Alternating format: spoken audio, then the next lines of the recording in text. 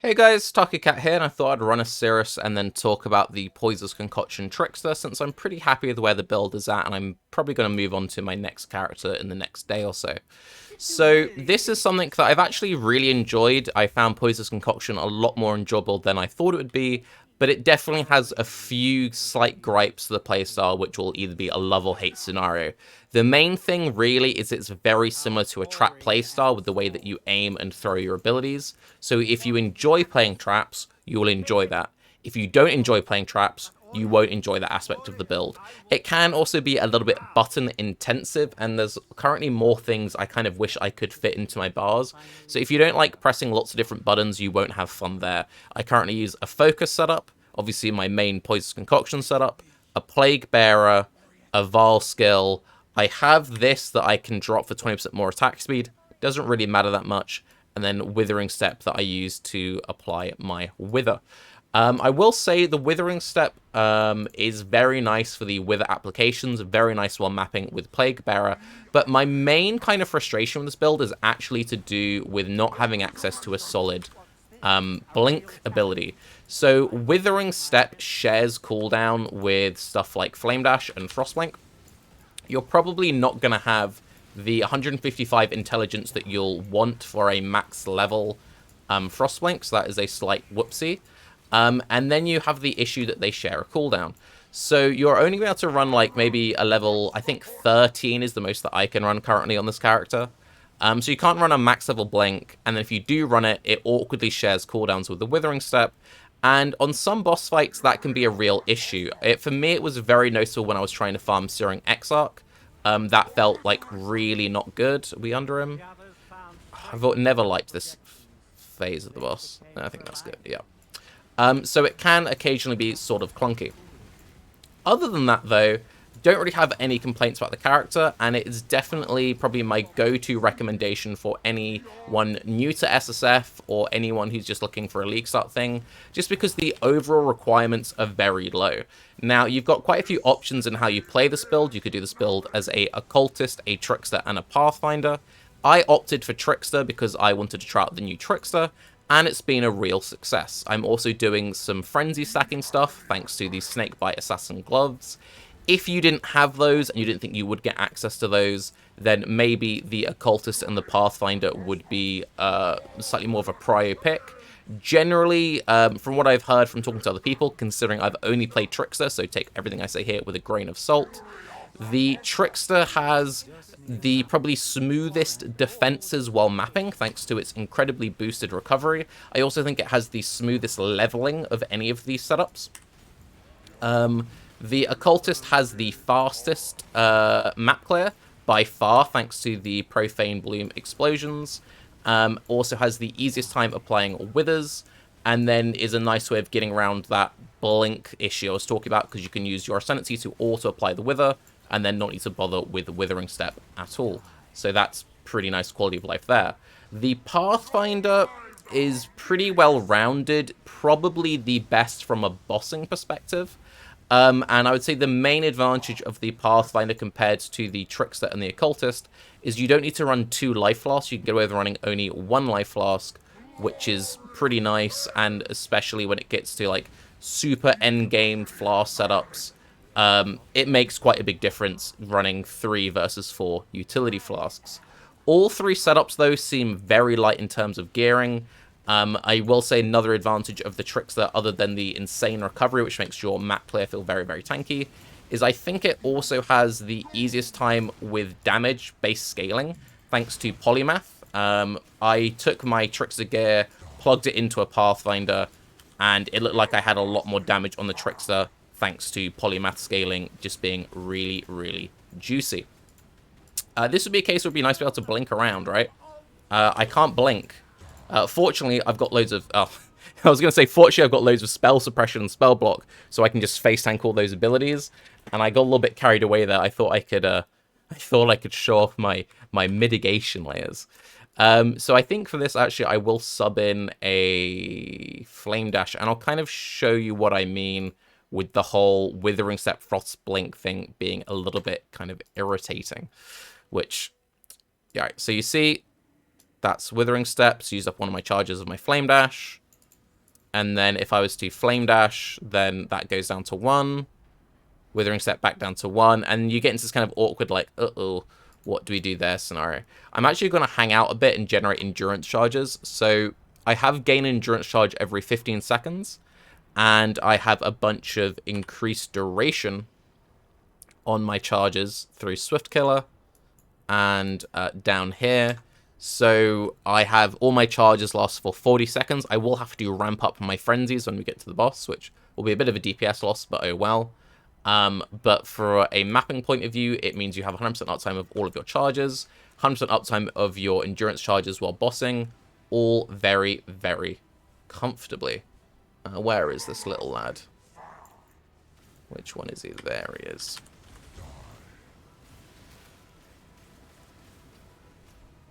Just need a moment to catch my Oh, we've lost track of him.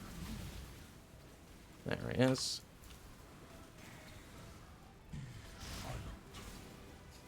Oh, yeah, let's just concentrate on the last of this fight. So yeah, very disorientating, Cirrus. I still can't get my head around Uber Cirrus. The Uber Cirrus fight does evade me. I'm hoping that my next build will be a little bit better for this cheeky little laddie. Hoping that we get the belt drop off him, though. There we go. I do actually really like the Cirrus belt. One other complaint I do have with this build in my current setup that you're noticing here is... we got the gloves. That's a shame.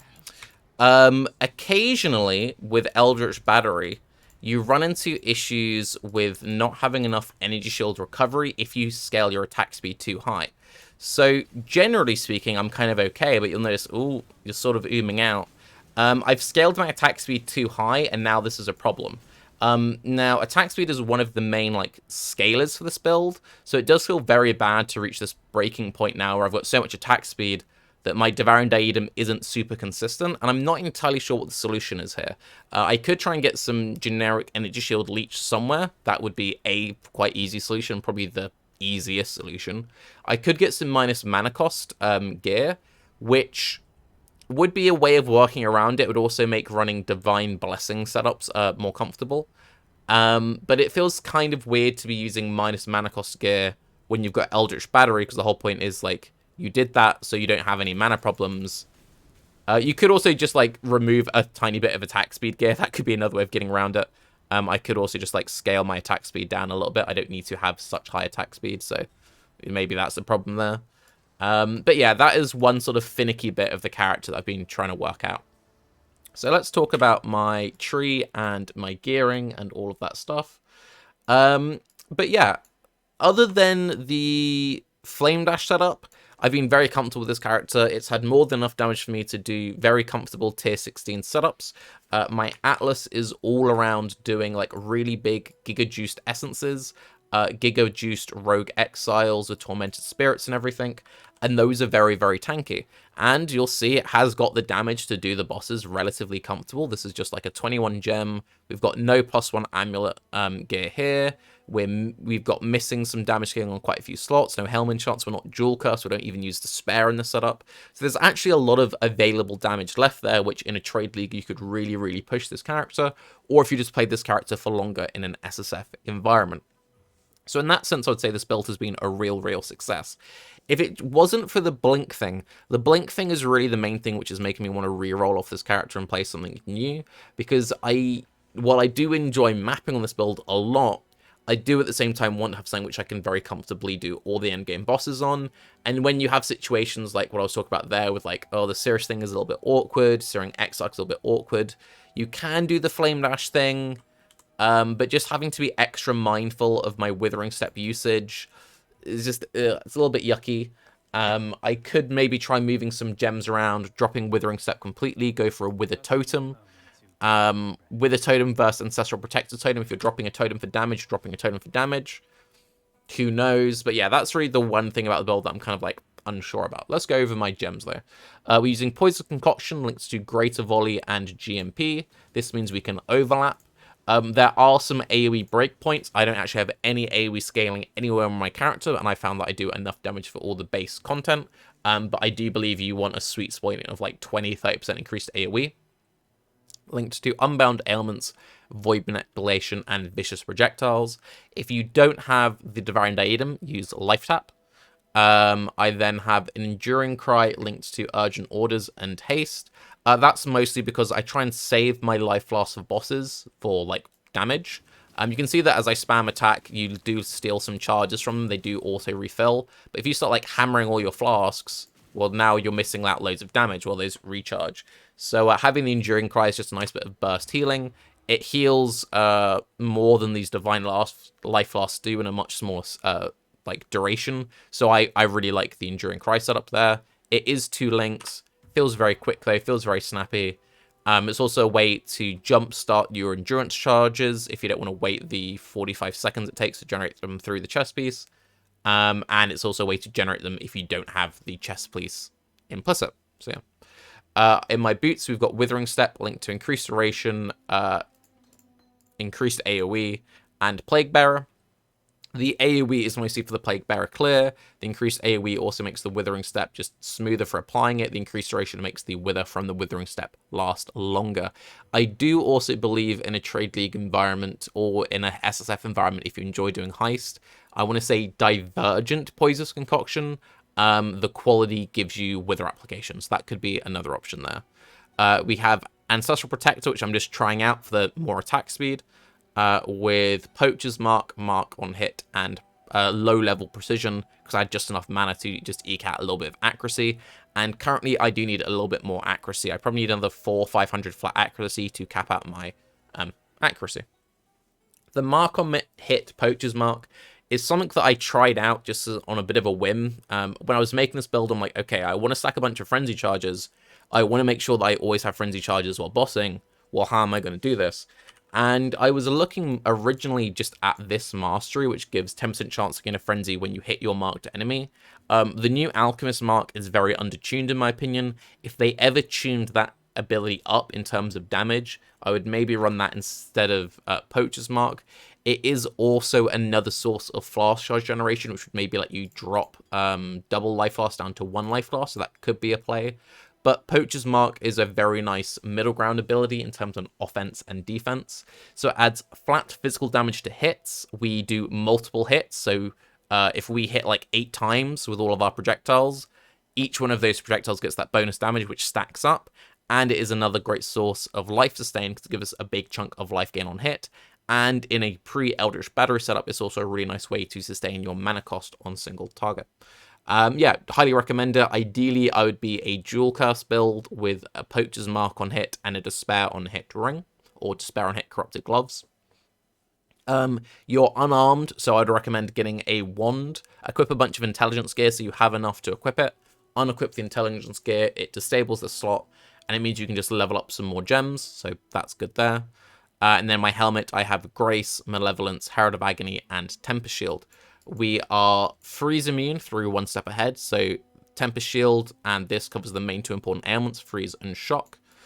We also, thanks to Tempest Shield and all this block scaling and Versatile Compassant, have 48% spell block. I need 1% block somewhere in my gear to cap out my spell block at 50, and 50% chance to block, because this takes 25% off your max, and then you gain 2% spell block for each 1% overcap of attack block, which is all pretty good.